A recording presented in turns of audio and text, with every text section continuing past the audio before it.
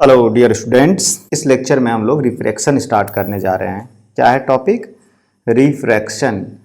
Reflection through plane surfaces और reflection through curved surfaces. Curved mirror के से related जितने भी प्रॉब्लम्स न्यूमेरिकल्स थे वो पिछले लेक्चर्स में हमने देखा।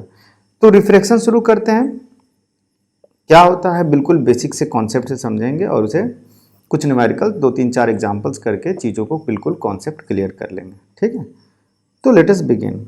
रिफ्रैक्शन क्या होता है? रिफ्रैक्शन रिफ्रैक्शन क्या होता है, किसे कहा जाता है? ठीक है, रिफ्रैक्शन फेनोमेनॉन क्या होता है इसको समझिए।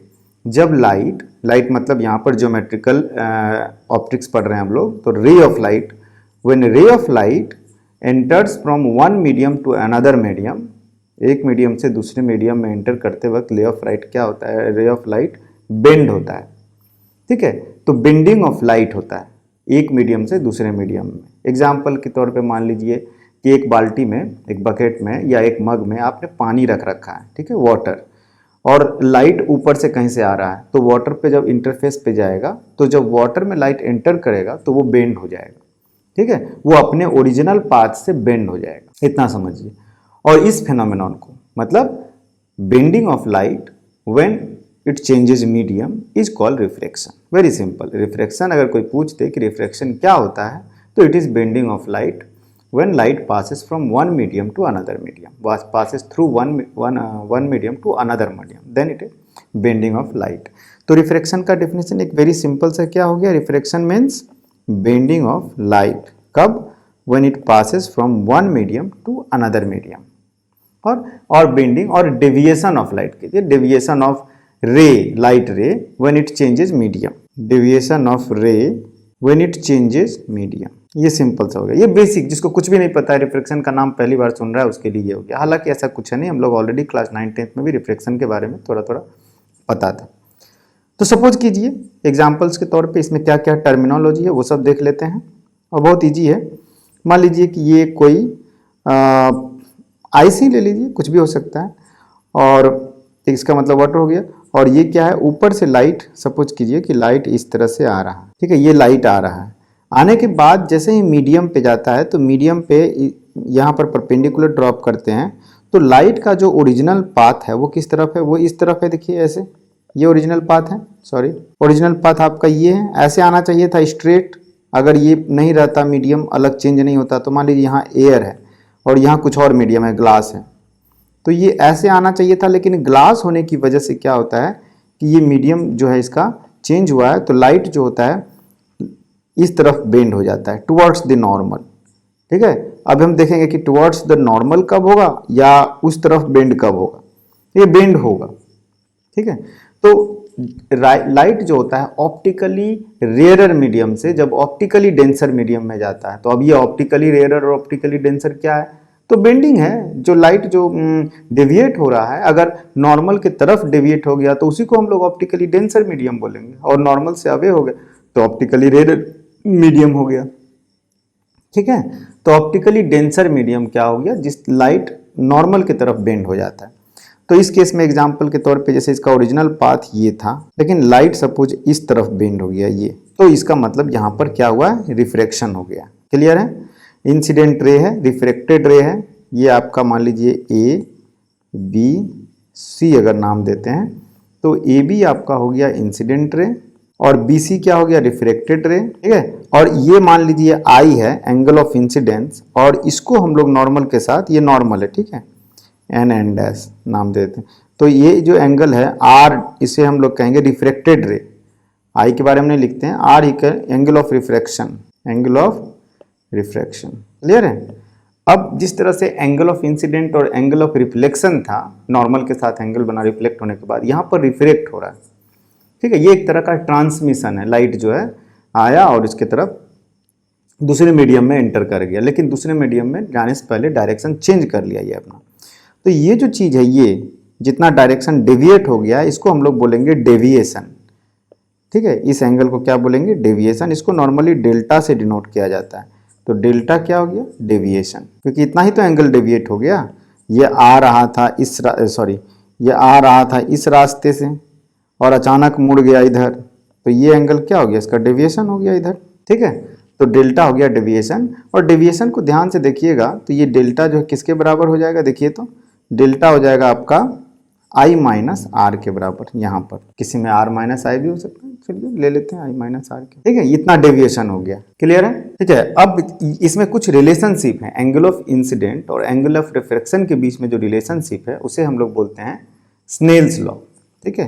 हेयर लाइट इज रे क्या होता है, एंटर करता है from air to denser medium. मान लीजिए यहाँ पर एयर है, जो हम सिचुएशन दिखा रहे हैं एयर, और इसको मान लेते हैं ग्लास। तो एयर से ग्लास में जा रहा है, तो ग्लास जो होता है ऑप्टिकली डेंसर होता है एयर से। एयर सबसे, एयर या वैक्यूम बोल लीजिए, इसकी ऑप्टिकली रेयरेस्ट मीडियम होता है। इससे ज़्यादा एयर या वैक्यूम से रेयर मीडियम कोई नहीं हो सकता है, ठीक है। तो जो भी मीडियम होगा वो एयर या वैक्यूम से ज़्यादा ही होगा, ऑप्टिकली डेंसर ही होगा।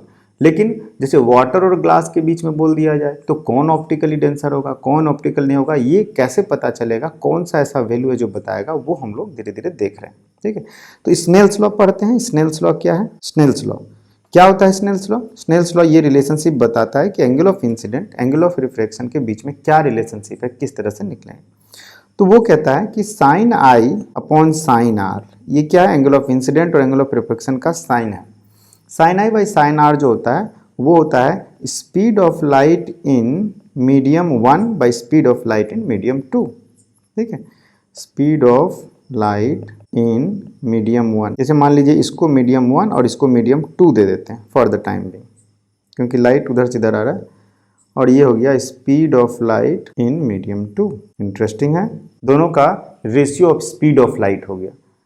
फिर एक सेकेंड के लिए सोचा था, अच्छा स्पीड ऑफ लाइट तो हम लोग कांस्टेंट बोले थे, कहीं नहीं कहीं इलेक्ट्रोमैग्नेटिक, अच्छा वो तो क्लास 12th में है, बट देखिए कई बार होता है कि स्पीड ऑफ लाइट जो होता है कांस्टेंट बोला जाता है, तो वो वैक्यूम में कांस्टेंट होता है, एयर में कांस्टेंट होता है। जैसे मीडियम बदलता है तो स्पीड ऑफ लाइट बदलता है, ठीक है। यहाँ मीडियम बदल रहा है, तो speed of light in medium by speed of light in vacuum, तो इसका मतलब this is equal to v1 by v2, 1 and 2 are medium, sine I by sine R है, ठीक है, v1 बाई v2। अच्छा v1 बाई v2 जो है, चलिए इसी को उधर लेके जाते हैं, sine I by sine R, sine I by sine R ये किसके बराबर हो गया, v1 बाई v2 के बराबर। और v1 बाई v2 को लिख सकते हैं c by v2 divide by c by v1, लिख सकते हैं कि नहीं। जहाँ पर क्या है v1 v2 तो speed of light in medium है, और c क्या है, c क्या है, speed of light in vacuum. अच्छा ये क्यों किए हैं, ये इसलिए किए हैं कि एक रेफरेंस निकालना चाहते हैं, speed of light in vacuum divide by speed of light, इसको हम लोग बोलेंगे μ2 डिवाइड बाई इसको बोलेंगे μ1, ठीक है। जहाँ पर μ2 क्या है, μ2 is equal to refractive index of medium 2, और μ1 जो है वो है रिफ्रैक्टिव इंडेक्स ऑफ मीडियम 1, ठीक है। अब रिफ्रैक्टिव इंडेक्स ऑफ मीडियम 2 और मीडियम 1 जो बोले हैं वो speed of light divide by speed of light in vacuum, speed of light in vacuum divide by speed of light in medium 2, ठीक है। ये देखिए, तो कहने का मतलब इनको जब हम इस रिफ्रैक्टिव इंडेक्स जब वैक्यूम के रिस्पेक्ट में डिफाइन करते हैं तो उसे हम लोग बोलते हैं एब्सोल्यूट रिफ्रैक्टिव इंडेक्स, ठीक है। तो μ2 या और μ1 जो यहाँ पे डिफाइन किया गया है that is with respect to vacuum, with respect to air और वैक्यूम का दोनों का लगभग सेम होता है, तो इसे हम लोग कहते हैं μ2 और μ1। Refractive index of any medium with respect to vacuum is called absolute refractive index, RI लिखते हैं, ठीक है। Refractive index of any medium with respect to vacuum is called absolute refractive index with respect to WRT, with respect to vacuum is called absolute refractive index, ठीक है। और with respect to other medium अगर लेगा तो वो relative refractive index हो जाएगा। जैसे यहाँ μ2 by μ1 हमने कहा है sin I by sin R equal to कहा कि μ2 by μ1, ठीक है। तो इसका मतलब कि μ2 जो है वो रिफ्रैक्टिव इंडेक्स, और इसी को हम लोग लिख सकते हैं एक और चीज़, इसी को लिखते हैं μ2 विथ रिस्पेक्ट टू 1, ठीक है। समझिए इसको, μ2 बाई μ1 जो है वो क्या है, μ2 विथ रिस्पेक्ट टू 1, ठीक है, इसको लिख सकते हैं μ2 with respect to 1, 2 with respect to 1, और इस तरह से लिखा जाता है 2 विथ रिस्पेक्ट टू 2, यहाँ लिख दें 2 विथ रिस्पेक्ट टू 1 μ2 1। ठीक है, ये दोनों एक ही चीज़ होगी, ऐसे लिखिए या ऐसे लिखिए, एक ही चीज़ होगी। क्लियर है? Sine I by sine R, this is Snell's law, और ये बहुत इंपॉर्टेंट रिलेशनशिप है। ठीक है, वैक्यूम के लिए म्यू का वैल्यू जो होता है वो 1 होता है। वैक्यूम के लिए म्यू का refractive index of vacuum is और air, R I of vacuum और एयर इज 1। ठीक है, तो म्यू एयर जो होता है वो 1 होता है। ठीक है, ये एब्सोल्यूट होता है, 1 होता है। For air mu equal to 1। Suppose medium 1 अगर एयर रहा, sine I by sine R लिखेंगे तो सिंपली μ2 कर देंगे, उसको म्यू कर देंगे, mu with respect to air है। क्लियर है? तो ये जो लिखे हैं इसको अगर हम लोग ध्यान से देखें तो हम लोग इसको ऐसे लिख सकते हैं μ2 विथ रिस्पेक्ट टू एयर, यहाँ पर μ1 विथ रिस्पेक्ट टू एयर। ठीक है, वैक्यूम की जगह हमने एयर लिखा है, चीज़ एक ही है। ठीक है, रिलेटिव रिफ्रैक्टिव इंडेक्स समझ में आ गया क्या होता है? रिलेटिव रिफ्रैक्टिव इंडेक्स, एब्सोल्यूट समझ में आ गया कि जब refractive index with respect to vacuum होगा तो वो रिलेटिव एब्सोल्यूट कहलाएगा, और रिलेटिव कब कहलाएगा? जब किसी दूसरे मीडियम के रिस्पेक्ट में रहेगा, रिलेटिव रिफ्रैक्टिव इंडेक्स। ठीक है, जैसे मान लीजिए हम लिखे हैं μ2 विथ रिस्पेक्ट टू 1, तो ये है refractive index μ2 with respect to 1, तो विथ रिस्पेक्ट टू 1, तो इसका मतलब कि speed of light in 1 divide by speed of light इन 2, ये रिवर्स होता है, उल्टा। ठीक है, 2 का विथ 1, अगर इफ 1 इज एयर तो ये सिंपली हो जाएगा μ2। ठीक है, ऊपर में c बाई μ2 इज μ2। क्लियर है? लेकिन अगर मान लो कि 1 speed of light in 1 by speed of light, मान लो जो हम लिखते हैं g μ w, g मतलब ग्लास, w मतलब वाटर, तो ये हो गया R I of water with respect to क्या होगा? ग्लास। ठीक है, जी म्यू डब्ल्यू हो गया आर आई ऑफ, अगर स्पीड के टर्म में लिखना पड़े तो जी म्यू डब्ल्यू क्या लिखेंगे? Speed of light in water, ये रिलेटिव हो रहा है, speed of light in water divide by speed of light in glass. Clear है? आई डोंट थिंक कोई यहाँ पर प्रॉब्लम है, किसी टाइप का कोई अंडरस्टैंडिंग में प्रॉब्लम नहीं है। एक चीज़ क्या है देखिए कि जब हम लिखते हैं जी म्यू डब्ल्यू, ये हमने लिखा है, तो इसको हम लोग ऐसे भी लिख सकते हैं, जी म्यू डब्ल्यू लिखे हैं।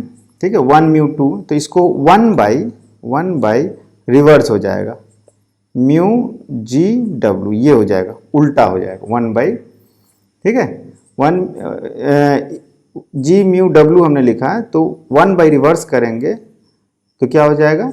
Mu G with respect to W, उलट जाएगा सिंपली। क्लियर है? इसी को हम लोग लिख सकते हैं mu W by mu G भी लिख सकते हैं, mu W with respect to G है तो mu W by mu G भी लिख सकते हैं। अब यहाँ पे म्यू डब्ल्यू जो हमने लिखा है इसमें म्यू डब्ल्यू बाई म्यू जी, तो म्यू डब्ल्यू का मतलब क्या हो गया कि रिफ्रैक्टिव इंडेक्स ऑफ वाटर। ठीक है, तो इसका मतलब कि absolute refractive index of water, लेकिन जरूरी नहीं, यहाँ पे ये refractive index of water with respect to कोई भी मीडियम लेंगे तो ये वैलिड होगा, कोई भी मीडियम ले लीजिए, रिफ्रैक्टिव इंडेक्स ऑफ वाटर और ग्लास विथ रिस्पेक्ट टू जो भी मीडियम लीजिएगा, दोनों में सेम लीजिएगा तो ये इक्वेशन वैलिड हो जाएगा, कोई भी मीडियम। तो इसको हम लोग लिख सकते हैं mu W with respect to any medium X divide by mu glass with respect to same medium X, ये दोनों मीडियम सेम होना चाहिए। क्लियर है? अब ये मीडियम आप एयर ले लीजिए तो प्रॉब्लम आसान हो जाता है, क्योंकि एब्सोल्यूट रिफ्रैक्टिव इंडेक्स हो गया एयर के रिस्पेक्ट में। जब रिफ्रैक्टिव इंडेक्स का वैल्यू ये नहीं बताया गया हो कि किसके रिस्पेक्ट में है, तो वो एयर के रिस्पेक्ट में, वो वैक्यूम के रिस्पेक्ट में। कॉन्सेप्ट बिल्कुल क्लियर है इसमें। जब लिखा गया हो कि ये रिफ्रैक्टिव इंडेक्स किसी पर्टिकुलर के रिस्पेक्ट में है तब है, अदरवाइज ये एयर या वैक्यूम के रिस्पेक्ट में माना जाएगा। क्लियर है? तो इसके ऊपर में अगर हम कुछ प्रॉब्लम करें तो सपोज कीजिए एक न्यूमेरिकल लिखते हैं कि if refractive index of glass with respect to air दिया गया है, R I of glass with respect to air is suppose 3/2, correct figure नहीं एग्जैक्टली बट लेट एज्यूम करते हैं 3/2। ठीक है, जो भी होगा रिफ्रैक्टिव इंडेक्स ऑफ कोई मीडियम हमेशा 1 से ज़्यादा होगा, कम नहीं होगा, क्योंकि एयर का कम होता है और उससे रेयर कुछ कोई नहीं होता है, हम बोल चुके हैं। ठीक है, इसका मतलब ये हो गया। और दूसरा है कि रिफ्रैक्टिव और दे दिया गया है and R I of water ले लेते हैं, water with respect to air, मतलब एब्सोल्यूट है, जरूरी नहीं है कि आपको वाटर एयर लिख ही दिया गया है, बट सपोज कीजिए लिख दिया गया है तो क्या दिक्कत है, लिख देनी। सपोज कीजिए इसका दे दिया गया है 4/3, एज्यूम करते हैं, ठीक है। तो बोल क्या रहा है, find refractive index of glass with respect to water, find R I of glass with respect to water. अच्छा भाई, क्या करना है आपको, म्यू निकालना है ग्लास का विथ रिस्पेक्ट टू वाटर, यही ना निकालना है। तो आप इसमें लिख दीजिए mu glass by mu water. और मैंने क्या बोला अभी कि यहाँ पे कोई भी मीडियम रखिए, दोनों सेम होना चाहिए। ये एयर है तो with respect to air, with respect to air कर दीजिए। अब ग्लास का ऊपर में आ जाएगा, ग्लास का कितना है 3/2 विथ रिस्पेक्ट टू एयर दिया है, और वाटर का 4/3 है, ठीक है। तो ये कर दीजिए कितना आ गया, मेरे refractive index of glass with respect to water आपका आ जाएगा, ठीक है। कितना हो जाएगा ये हो जाएगा आपका 3 ऊपर चला जाएगा तो 9/8 हो गया refractive index of glass with respect to water. तो इस तरह से रिलेटिव रिफ्रैक्टिव इंडेक्स आप निकाल सकते हैं, ठीक है। Refractive index of glass with respect to air 3/2 है, क्लियर है। ग्लास और एयर के बीच में रिफ्रैक्टिव इंडेक्स उतना है, इसी तरह से वाटर का दिया गया है। तो relative refractive index of any medium can not, absolute refractive index can never be greater than 1, can never be less than 1, ठीक है। अब हम लोग एक कॉन्सेप्ट देखते हैं, ये तो देख लिए कि relative refractive index, absolute refractive index और रिफ्रैक्टिव इंडेक्स का मतलब क्या है, स्पीड ऑफ लाइट और किस तरह से रिफ्रैक्टिव इंडेक्स एक दूसरे से रिलेटेड। अब देखते हैं कि इमेज कैसे फॉर्मेशन होता है रिफ्रैक्शन में, इमेज फॉर्मेशन कैसे इमेज बनता है। एक पॉइंट ले लीजिए और उसमें क्या क्या अजम्पशन है, हमेशा हम लोग रे ऑप्टिक्स में अजम्पशन लेते हैं। तो अजम्पशन क्या है, ठीक है, ये अजम्पशन क्या है, अजम्पशन है कि पैरेक्सियल रेज जो उसमें देखे थे, ठीक है। पैरेक्सियल रेज का मतलब ये हो गया कि जो रेज है वो ऑलमोस्ट नॉर्मल है, जहाँ सभी जिस भी ग्लास स्लैब ये सबसे देख रहे हैं। मान लीजिए कि ये एक मीडियम है, नीचे एक और मीडियम है, दूसरा एक और मीडियम है, और यहाँ पर कोई एक पॉइंट है, पॉइंट सोर्स है, और ये ऊपर की तरफ जा रहा है। तो ये इस तरह से जा रहा है, ऐसे गया और जाने के बाद बेंड हो जाएगा। ये डेंसर से रेयरर में अगर जा रहा है तो ऐसे बेंड हो जाएगा, ये इसका नॉर्मल ओरिजिनल पाथ था, ठीक है। ये इस तरह से बेंड हो गया। अब यहाँ पर हम एक ये पॉइंट स्ट्रेट ले लिए और इसको जब आगे की तरफ बढ़ाएंगे डॉट डॉट बेंड होकर के, तो ये जहाँ मिल रहा है, मान लीजिए ये ऑब्जेक्ट है तो ये आपका इमेज हो गया। फिर से बना रहे हैं, यहाँ से लाइट ऐसे जा गया, इधर नहीं जा करके वो क्या हो गया, ये जाने के बाद ऐसे बेंड हो गया। बेंड पोर्शन को बैकवर्ड मूव करते हैं और इस वाले लाइन को, नॉर्मल को जहाँ पे मीट करता है, ये आपका इमेज पॉइंट हो जाता है। क्लियर है। हमने एक रे दिखाया है और एक रे ये वाला दिखाया है कि ऐसे जा रहा है, ऐसे सीधे निकल जा रहा है, ऐसे ये दिखाया है। और भी रे दिखा सकते हैं इस तरह से, ऐसे ज़्यादा भी दिखाना चाहिए, ज़्यादा बेटर है।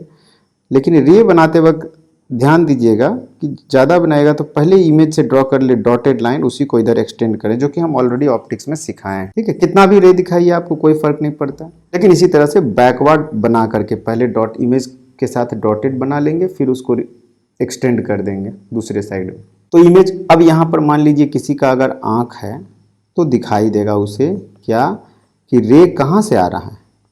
एक्चुअली तो ऑब्जेक्ट यहाँ पे था, लेकिन आँख को कैसा लग रहा है, देखिए आँख को लगेगा कि यहाँ से कहीं से रे आ रहा है। ऐसे आँख तो सीधे रे को देखेगा ना, ऐसे बैकवर्ड ऐसे देखेगा कि यहाँ से आ रहा है, तो उसको लगेगा यहाँ कहीं है। ये बहुत ज़्यादा एग्जेजरेट करके बनाया गया है, क्योंकि हम एक तरफ बोल रहे हैं कि पैरेक्सियल रेज, मतलब कि रेज जो ऑब्जेक्ट से ये इस तरफ आना चाहिए एकदम नॉर्मल, ये ठीक है, और दूसरी तरफ आँख को यहाँ दिखा रहे हैं, किस लिए, सिर्फ डायग्राम से अच्छे से समझाने के लिए। अदरवाइज अगर आँख को हम यहाँ पे रख देते हैं थोड़ा सा, तो थोड़ा सा समझाना दिक्कत हो जाएगा, एक डायग्राम बहुत ऐसे बनेगा, ऐसे बिल्कुल दिखाई देने में प्रॉब्लम होगा। लेकिन सिचुएशन है कि वो यहाँ से देख रहा है, ठीक है, उसी को थोड़ा सा ठीक से समझाने के लिए हम बड़ा बड़ा एंगल ले लिए हैं, ठीक है। तो ये चीज़ क्लियर हो गया कि इमेज कैसे बनता है, कोई डाउट नहीं है अब इसमें, इमेज बनाने में कोई डाउट नहीं है मेरे ख्याल से, ठीक है। ऑब्जेक्ट है, आपको इमेज बन गया, और ऑब्जेक्ट है, देखिए। अब क्या है, देखिए कि इसमें कुछ प्रूफ करते हैं हम लोग, क्या करते हैं कि देखते हैं कि इमेज कितना ऊपर चला जाएगा या इमेज कहाँ पर बनेगा। ठीक है, इमेज कहाँ पर बनेगा ये देखते हैं।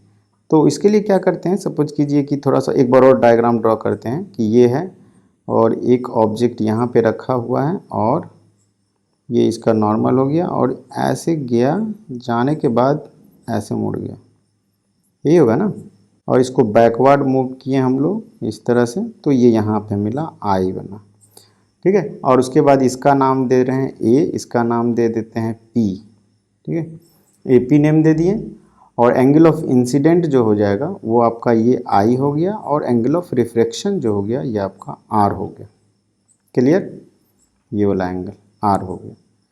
ये सारी कंस्ट्रक्शंस हैं, आई है आर है, तो ये आर है आपका, तो आपका ये भी आर हो जाएगा, इसमें कोई डाउट नहीं है। ठीक है, और ये एंगल भी आई हो जाएगा, इसमें भी कोई डाउट नहीं है।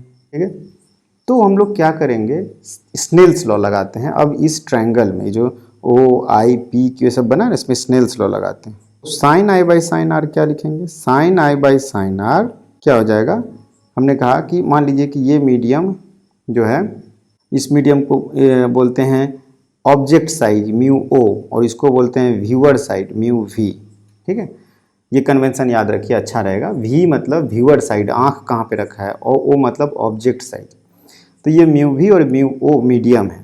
ठीक है, ये हो गया object side, medium object side, और ये हो गया व्यूअर साइड। क्लियर है, तो ये म्यू वी म्यू ओ हो गया। तो इसमें क्या लिखा जाए, आई हो गया sine I sine R, sine R है तो ऊपर में आर आना चाहिए, ये हो जाना चाहिए म्यू वी और ये हो जाना चाहिए म्यू ओ, यही होगा mu V by mu O. ठीक है, और mu V by mu, sine I by sine R का लिखते हैं वैल्यू, साइन आई ट्रायंगल में जाते हैं, साइन आई इस वाले ट्रायंगल में देखिए, तो साइन आई का वैल्यू, ये एंगल आई है तो sine I equal to this divide by this लिखेंगे, परपेंडिकुलर बाई हाइपोटेनस। क्या लिखा जाए, A P upon O A. ठीक है, divide by sine R, sine R को क्या लिखेंगे, ए पी अपॉन ओ ए के जगह ए आई। ठीक है, ए आई लिखेंगे। अच्छा, this is equal to mu V by mu O. अब यहाँ पे सवाल आता है कि हमने एज्यूम किया हुआ है कि नॉर्मल है, तो ये डिस्टेंस जो है ना बहुत छोटा डिस्टेंस है ए पी, इसका मतलब O A distance is approximately equal to O P distance. ठीक है, ये अजम्पशन है, ये रेज जो हम मान रहे हैं कि नॉर्मल रेज, पैरेक्सियल से ज़्यादा बेटर इसको नॉर्मल रेज लिखते हैं। ठीक है, नॉर्मल रेज आर नॉर्मल, ये नॉर्मल रेज है, इस तरह से इसमें नॉर्मल पड़ रहा है, उसी रेज को ले रहे हैं, बहुत ज़्यादा स्लैंट रेज को लेकर के हम लोग नहीं बना रहे हैं।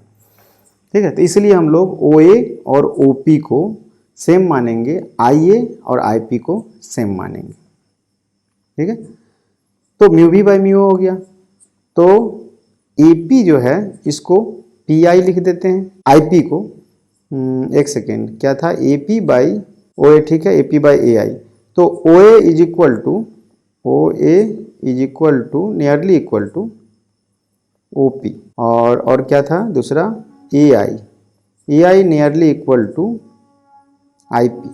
अब ये अगर हम फॉर्मूला लगा देते हैं तो ये क्या बन जा रहा है, ये हमारा बन जा रहा है ए पी कट जा रहा है, ए आई ऊपर चला जा रहा है, ए आई मतलब आई पी ऊपर चला गया और नीचे ओ पी आ गया। तो म्यू वी बाई म्यू ओ क्या हो गया, आई पी मतलब क्या हो गया, इमेज डिस्टेंस, ये इमेज डिस्टेंस हो गया आई पी, और ये क्या हो गया, ऑब्जेक्ट डिस्टेंस ओ पी। हुआ कि नहीं, देखिए यहाँ से यहाँ तक का जो डिस्टेंस है ये इमेज बन रहा है, और यहाँ से यहाँ तक ऑब्जेक्ट रखा हुआ था, सॉरी यहाँ तक है ना, ये वाला डिस्टेंस और ये वाला डिस्टेंस।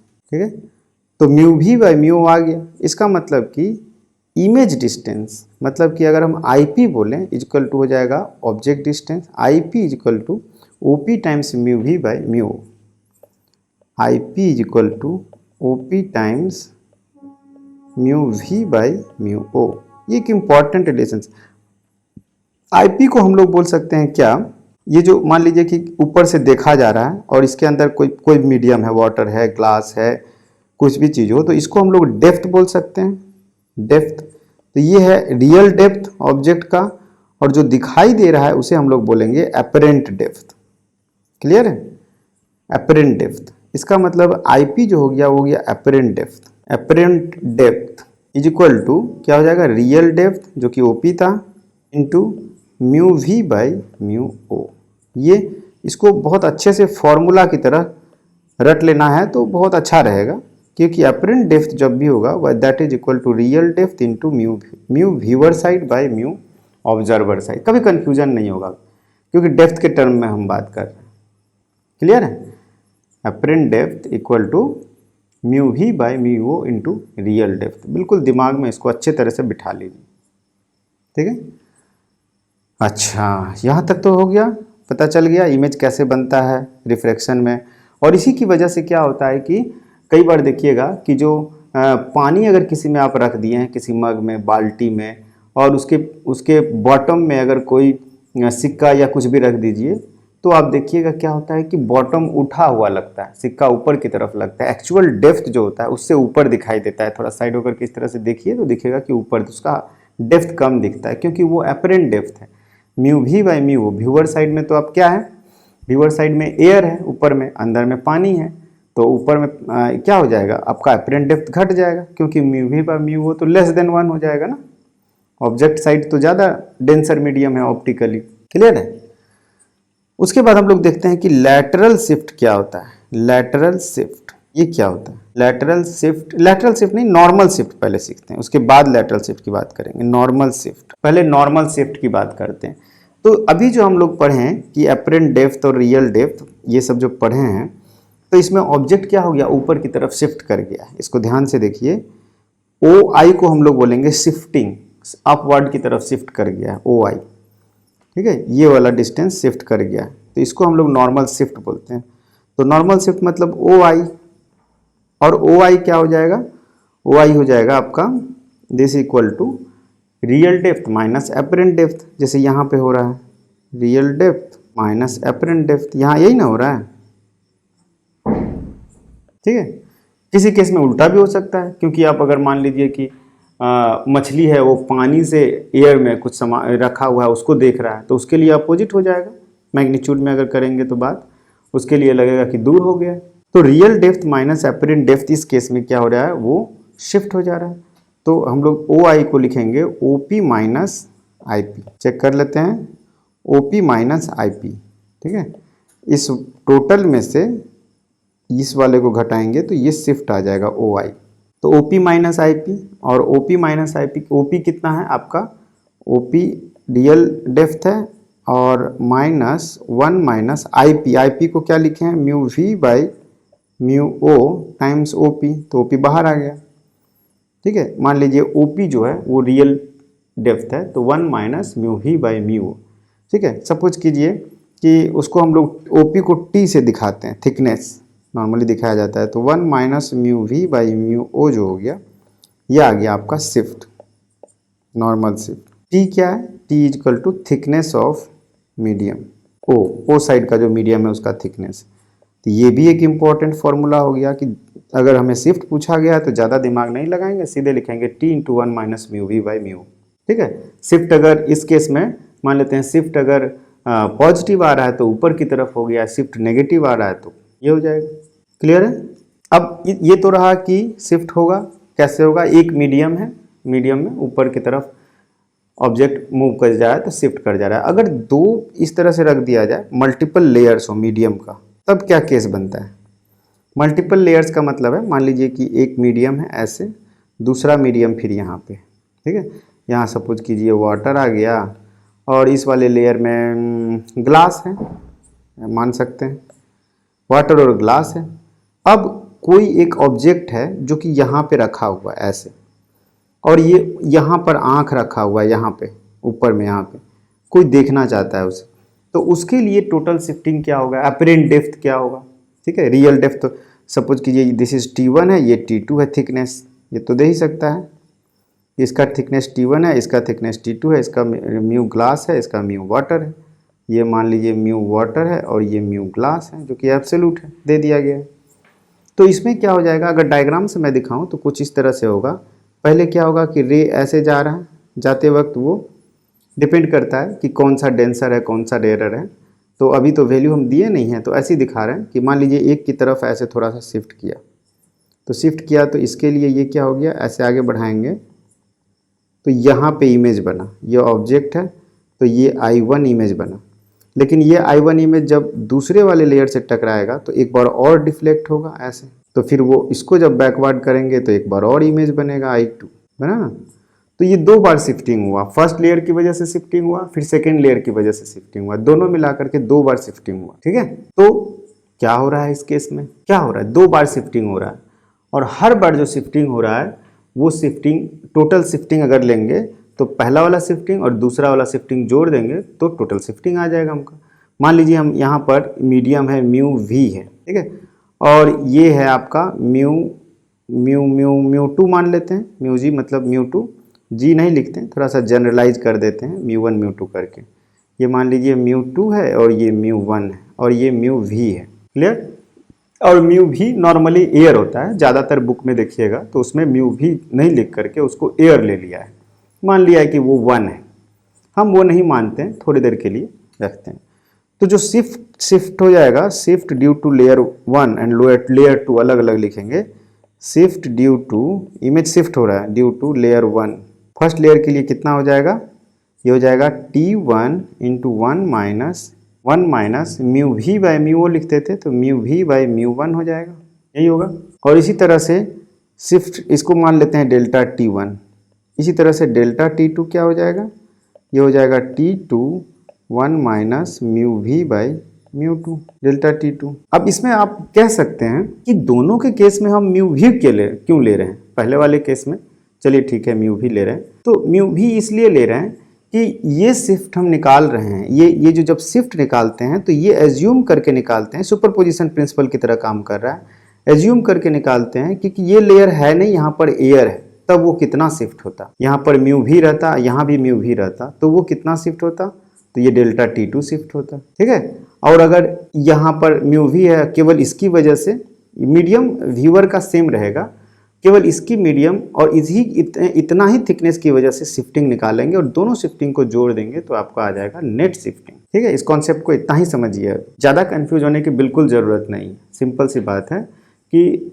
नेग्लेक्ट करते हैं इस मीडियम को, जब इसके लिए निकालते हैं इसके लिए शिफ्टिंग कितना है तो इस मीडियम को नेग्लेक्ट कर दिए, और जब इसके लिए निकालें तो इस मीडियम को नेग्लेक्ट कर दिए। सिंपली हम एज्यूम किए कि हम ऑब्जेक्ट अगर यहाँ पे रखा हुआ है तो इसकी वजह से क्या कितना शिफ्टिंग होगा ऊपर की तरफ, वो कितना शिफ्टिंग होगा वो हम निकाल ले, ठीक है। तो डेल्टा T1 डेल्टा T2 हो गया, तो टोटल शिफ्टिंग कितना हो गया, total shifting delta T1 plus delta T2, और ये हो जाएगा T1 plus T2 minus T1 mu V by mu 1 minus T2, नीचे लिख देते हैं, minus T2 mu V by mu 2, ये हुआ, ठीक है।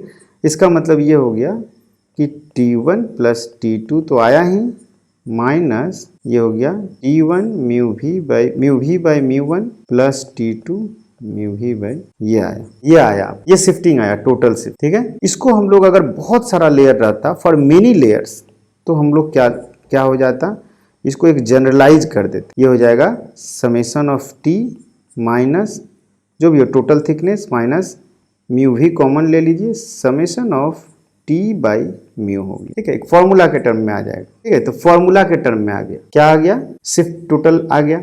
अच्छा, इसमें आप एपरेंट डेप्थ निकाल सकते हैं, एपरेंट डेप्थ कैसे निकालेंगे, एपरेंट डेप्थ इक्वल टू हो जाएगा real depth minus shift total shift, तो रियल डेप्थ कितना है, तो T1 plus T2 plus T3 ऐसे ऐसे बहुत सारा होगा, माइनस और शिफ्ट निकालेंगे तो उसमें T1 plus T2 plus T3 plus सब कुछ आएगा, और उसके बाद minus T1 by mu V by mu O plus T2 mu V by mu V by mu 1 mu V by mu 2, इस तरह से जाते जाएगा, ये ब्रैकेट क्लोज, ये ब्रैकेट यहाँ नहीं करते हैं, यहाँ छोटा ब्रैकेट, ठीक है, ये हो गया। अब देखिए इसमें क्या हो रहा है कि जब ब्रैकेट ओपन करेंगे तो समेशन ऑफ T तो कट जाएगा और माइनस माइनस प्लस हो जाएगा, तो आपके पास हो गया apparent depth equal to summation of mu भी बाहर ले लिए, summation of T by mu, ये आ गया, मतलब म्यू भी summation of T by mu, ये आ गया अपरेंट डेप्थ AD लिख। ये एक इम्पॉर्टेंट फॉर्मूला हो गया कि अगर बहुत सारा लेयर आपके पास है तो जो अपरेंट डेप्थ होगा ऑब्जेक्ट का वो आप निकाल सकते हैं सिंपली। इफ म्यू भी इक्वल टू एयर, मान लीजिए व्यूअर साइड एयर है, इफ म्यू भी इक्वल टू एयर, जो कि ज़्यादातर बुक में यही मान लिया गया है, तो आपका अपरेंट डेप्थ क्या हो जाएगा, apparent depth equal to simply summation of T by mu. यही देखिएगा बहुत सारे में बुक्स में ये दिया गया। लेकिन क्या है कि कंफ्यूज नहीं होना इसलिए बता दिए कि अगर एयर नहीं रहा तो यहाँ पर ये सामने आ जाएगा mu. Clear, summation of T by mu, T I by mu I, या जो भी इसे कहते हैं कह सकते। क्लियर है, कोई प्रॉब्लम नहीं। एक लास्ट चीज अब देखेंगे हम लोग, क्या है वो, लेटरल शिफ्ट। पैरेलल शिफ्ट क्या होता है, parallel shift due to slab. मान लीजिए कि कोई एक स्लैब है, स्लैब का मतलब क्या हो गया, देखिए मान लीजिए इस टाइप का कोई एक स्लैब है, ठीक है, ग्लास का हो सकता है, किसी और चीज का भी हो सकता है, और स्लैब है और एक रे ऑफ लाइट जो है ऐसे आ रहा है, ये आया, ये रे ऑफ लाइट आया। आने के बाद क्या होता है कि इसके अंदर में जब आया तो बेंड हो गया ऐसे थोड़ा सा, ठीक है, और उसके बाद क्या होता है कि फिर ये लाइट वापस बेंड हो। इसको अगर आप ध्यान से देखिएगा तो होता क्या है, रे आया और जिस जैसे आया वैसे ही पैरेलली बेंड हो जाता है। अगर यहाँ पर भी मान लीजिए म्यू है और ये भी म्यू है और ये म्यू डैश है, तो होना इतना ही है इसमें सिर्फ कि क्या होता है कि ये रे पैरेलल हो जाता है लेकिन शिफ्ट हो जाता है। जैसे कि ओरिजिनल जो था, ओरिजिनल ये पाथ था, तो इतना शिफ्टिंग हो गया, जो रे इस यहाँ आ रहा था वो रे नीचे शिफ्ट हो गया, तो इसको हम लोग बोलेंगे shift D, parallel shift, D से शिफ्ट हो गया। अब इसमें अगर थोड़ा सा मैथमेटिक्स लगा दिया जाए, थोड़ा सा प्लस माइनस कर दिया जाए, तो कुछ चीज़ निकल के आता है, देखते हैं वो क्या है। ठीक है, सपोज कीजिए कि ये इस लाइन पर नॉर्मल ड्रॉ करते हैं, शिफ्ट ड्रॉ करना है हमें, और ये परपेंडिकुलर ड्रॉप कर दिए, ठीक है, और आई आर ये सब ड्रॉ करते हैं। ये आपका एंगल ऑफ इंसिडेंट हो गया आई, और ये हो गया एंगल ऑफ रिफ्रैक्शन आपका आर, ये आई आर हो गया। क्लियर है, और नेमिंग कर देते हैं, मान लेते हैं this is A and then this is B and then this is C and then this is D. Suppose कीजिए ये हम लोग लैटरल शिफ्ट डी निकालने के लिए कर रहे हैं, स्मॉल डी जो लिखे हैं ना, उसी को निकालने के लिए ये सब काम कर रहे हैं। ठीक है, तो आई है आर है, ये एंगल कितना हो जाएगा बोलिए, तो ये एंगल, ये एंगल आपका हो जाएगा, कितना हो जाएगा, आई माइनस आर। देखिए हो रहा है कि नहीं हो रहा, ये एंगल आई है, this angle comes to be I minus R. कैसे होगा, ये एंगल देखिए कितना हो रहा है, ये वाला एंगल देखिए कितना हो रहा है, ये वाला एंगल, ये आर है तो ये भी आर हो जाएगा ना, ठीक है, पैरेलल है, ये है और ये पैरेलल है, तो ये भी आर हो जाएगा, ये आर है, ये आर हो गया। और दूसरी बात कि जितना एंगल आई है ये टोटल जो है आपका आई है, तो इसलिए ये एंगल आई है, क्योंकि यही तो पैरेलल जा रहा है ना, ऐसे ऐसे, तो नॉर्मल के साथ पैरेलल बना रहा है, तो ये आई हो गया। ठीक है, जैसे ये आई बना रहा है वैसे ये आई बना रहा है, तो ये टोटल आई है जिसमें से ये आर है, तो ये आई माइनस आर हो गया। क्लियर, अब करते हैं, अब क्या करते हैं, हम इस स्लैब का थिकनेस ले लेते हैं T, T is the thickness of slab. तो in triangle A B C, उसमें आप क्या लिख सकते हैं, साइन आई माइनस आर का वैल्यू लिखिए क्या होता है, साइन आई माइनस आर का वैल्यू क्या हो जाएगा।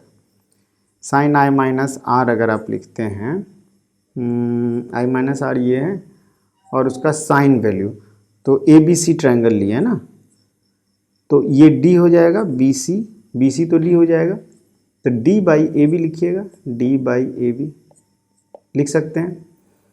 तो d इजकल टू क्या हो गया, d मतलब शिफ्ट, ये हो गया A B sine I minus R, ये हो जाएगा।